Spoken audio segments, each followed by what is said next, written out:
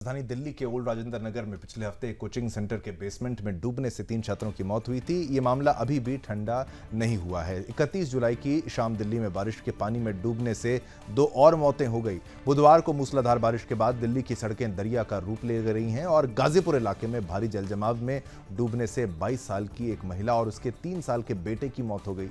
ये हाल सिर्फ दिल्ली का नहीं है। गुरुवार को राजस्थान की राजधानी जयपुर में भी भारी बारिश के चलते बेसमेंट में डूबने से 3 की मौत हो चुकी है। देहरादून में आर्मी से रिटायर्ड शख्स समेत 2 की डूबने से मौत हुई। दिल्ली से सटे गुरुग्राम में राह चलते करंट लगने से 3 जिंदगियां खत्म हो गई। वहीं राजधानी दिल्ली में जल जमाव की स्थिति पर हमेशा की तरह राजनीति फिर से तेज है। जल जमाव के लिए आम आदमी पार्टी, एलजी को और बीजेपी केजरीवाल सरकार को जिम्मेदार ठहरा रही है। अब इस खबर का आप पक्ष जानिए लावनी से।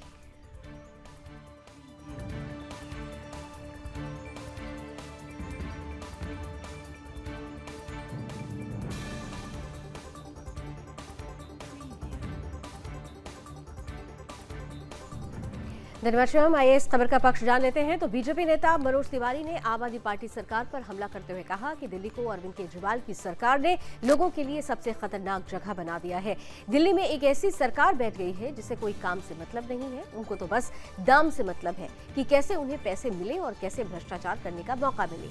समाधान इसका ये है कि दिल्ली में अरविंद केजरीवाल की सरकार को हटाया जाए और पीएम मोदी के नेतृत्व में यहाँ पर सरकार बने, यहाँ पर भाजपा को लाया जाए। तो वही बीजेपी के राष्ट्रीय महासचिव तरुण चुग ने कहा है कि दिल्ली को पेरिस, लंदन जैसा बनाने के मुंगेरी लाल के हसीन सपने दिखाने वाली आम आदमी पार्टी सत्ता के लालच में व्यस्त है। उन्हें दिल्ली में जलभराव की चिंता नहीं है, बल्कि उन्हें तो अपने भ्रष्ट नेता अरविंद केजरीवाल को क्रांतिकारी साबित करने की चिंता है। आइए अब इस खबर का विपक्ष जानते हैं दिव्या से।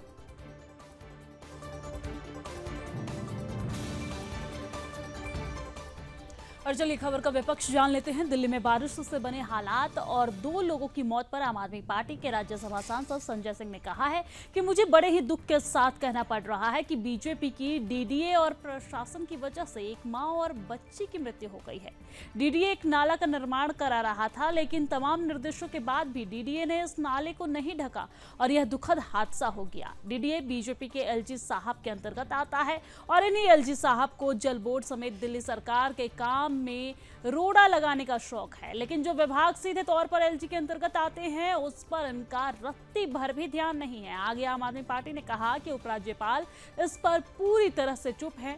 मयूर विहार फेज 3 इलाके में एक नाले का पुनर्निर्माण हो रहा था जो कि दिल्ली एलजी के अंतर्गत आता है और इस नाले को ढका भी नहीं गया था। निर्माण के संबंध में कोई साइन बोर्ड भी नहीं लगाया गया था, जिसके बाद इस तरह का हादसा हुआ।